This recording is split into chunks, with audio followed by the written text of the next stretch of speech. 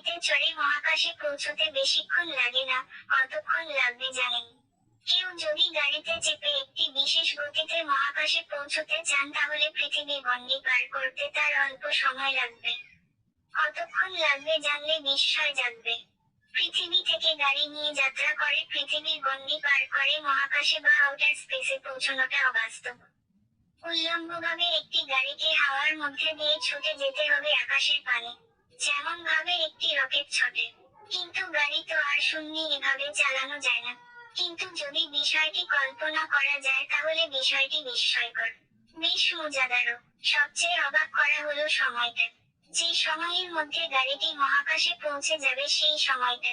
একটি গাড়ি যদি 60 কিলোমিটার প্রতি ঘন্টা বেগে আকাশের দিকে ছুটতে থাকে তাহলেই হবে। তার মানে গাড়ির গতিও খুব বেশি রাখার দরকার নেই। এবার গাড়িটি 60 কিলোমিটার প্রতি ঘন্টা বেগে সোজা মহাকাশের পানে ছুটতে থাকলে মাত্র 1 ঘন্টায় সে পৌঁছে যাবে মহাকাশে। পৃথিবী ও মহাকাশের যে সীমানা রয়েছে তা রয়েছে ভূপৃষ্ঠ থেকে 62 কিলোমিটার উপরে। সেই স্থান পার করলে তারপরেই শুরু হয়ে যায় আউটার স্পেস।